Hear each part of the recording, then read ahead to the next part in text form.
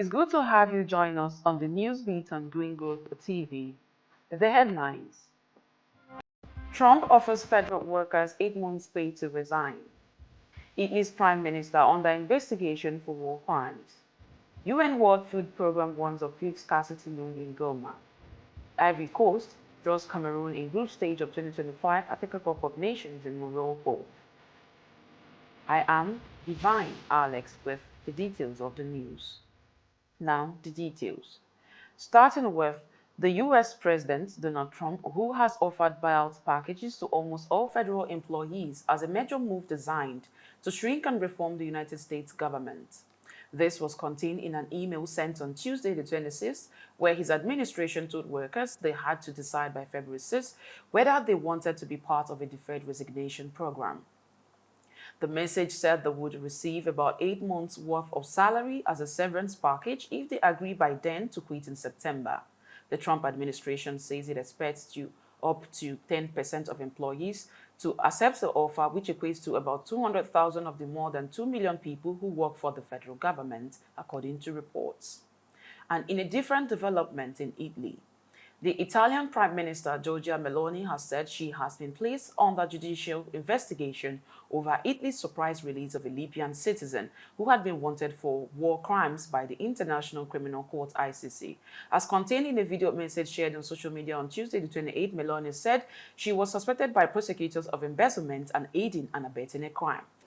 Avviso di garanzia che è stato inviato anche ai ministri Carlo Nordio e Matteo Piantedosi e al sottosegretario Alfredo Mantovano, presumo a seguito di una denuncia che è stata presentata dall'avvocato Luigi Ligotti, ex politico di sinistra, molto vicino a Romano Prodi, conosciuto per aver difeso pentiti del calibro di Buscetta, Brusca e altri mafiosi.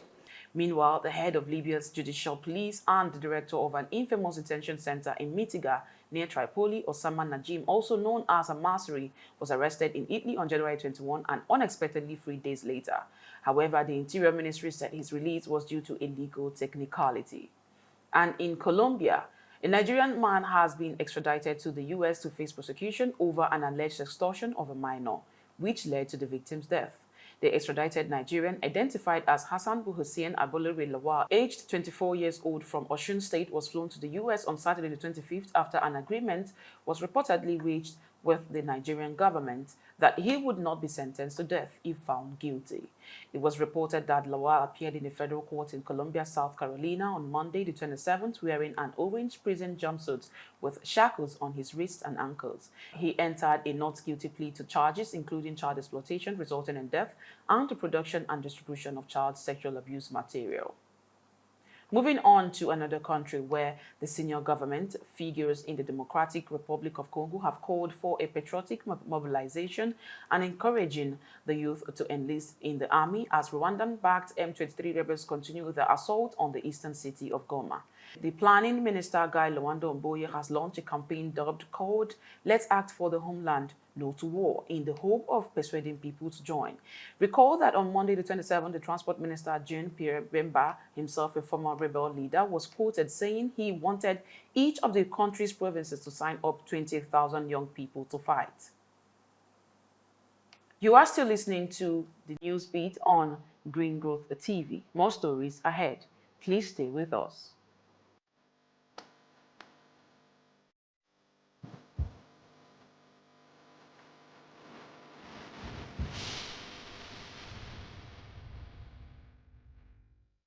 You're welcome back. Still on Congo story, the United Nations World Food Programme, WFP, says food supplies in Goma are running low as access to the city's airports and major roads have been cut off. Democratic Republic of Congo spokeswoman Shelley Thakral says food scarcity and rising food prices are a real concern and worry. Shelley noted that the supply of food into the city could be severely hampered and is a huge test for Congolese trapped by the fighting in Goma and surrounding areas. The WFP spokeswoman also warned that people trying to get away from the fighting are facing unimaginable challenges as every step of the journey is fraught with danger. Meanwhile, reports say some Congolese are risking their lives by crossing Lake Kivu Rwandan borders. In another development in Congo, there are plans to build a magnificent multi-billion-dollar mega dam on the Congo River as one that would produce enough renewable electricity to power vast areas of Africa. Reports revealed that the Chinese state-owned firm, identified as 3 Corporation, has withdrawn from the project, as there is also concern about the project's revolving set of international partners. As one of the challenges reported to have caused the delay of the dam is the eye-watering bill, which is reportedly as high as $80 billion, approximately 63 billion pounds, to be in a country that was perceived as one of the poorest in the world, among others. However, according to the International Energy Agency, a global watchdog, the need for the Grand Inga is noted to certainly high, as roughly 600 million people in sub-Saharan Africa lack access to electricity. And in Kenya, an ambitious initiative to vaccinate all livestock in Kenya is due to kick off around the first week of February, amid fierce resistance from farmers that is being driven by misleading claims about the vaccines. The initiative is said to cost farmers nothing to get their animals vaccinated, as the government is footing the bill. It was reported that the Kenyan government aims to vaccinate at least 22 million cattle and 50 million goats and sheep within 3 years. However, the current 10% of the national herd have the necessary vaccinations, and the authorities intending to raise the rate to 85% to make Kenya's livestock produce eligible for export. Finally, on the sports beat, where holders Ivory Coast have drawn Cameroon in the group stage of the 2025 Africa Cup of Nations AFCON in Morocco. At a glittering ceremony in Rabat, the Elephants were drawn in Group F, where they face Pierre-Emerick, Gabon, and Mozambique. Meanwhile, Africa's biggest sporting event will begin on December the 21st to run till January 2026 as the opening match to pit host Morocco against Comoros. Recall that Nigeria, who lost to Ivory Coast in the 2023 AFCON finals, will play in Group C alongside Tunisia. In the same group, Uganda and Tanzania, 2 of the co-hosts of the 2027 Africa Cup of Nations, have been pitched against each other.